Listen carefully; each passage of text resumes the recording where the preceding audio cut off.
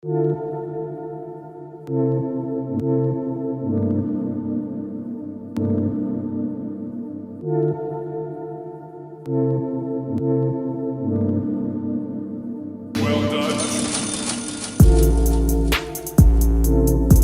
what's going on YouTube? Today we're going to be taking a look at a shoe that was suggested by a commenter.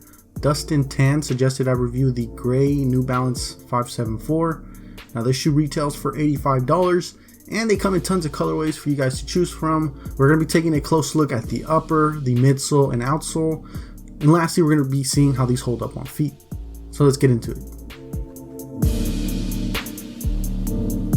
The upper is mostly constructed of this rough suede and mesh material. The tongue has this nice classic 574 label on it. Then below we have some flat white thick cord laces. The tongue is also very thin and very minimally padded. On the side we have that reflective N logo. Then at the rear we have a nice silver reflective tab that says New Balance.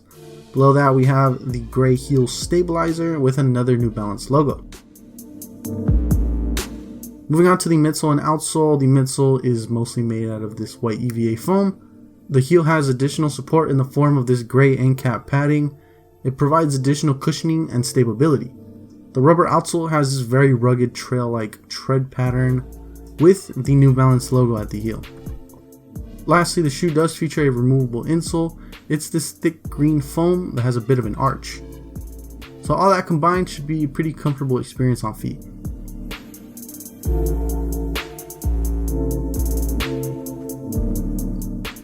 On feet, the suede and mesh upper give a flexible fit. I did go true to size and they did feel a bit snug. If you like them snug, go true to size, but if you do like the extra room, I would go a half size up. The upper was comfortable and supportive on the toes. The collar was well padded as well for comfort. The EVA midsole definitely did its job. It was really nice on the heels.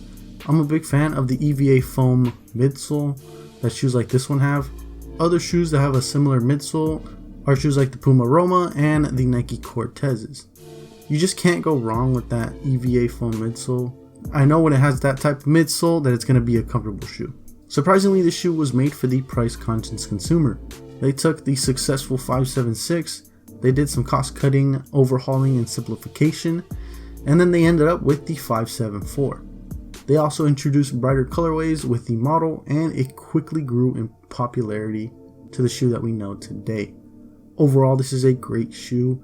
It's one of the most liked shoes in the New Balance Classic catalog. It's not the most flashy, but this classic is great for lounging and everyday use. I would definitely recommend it.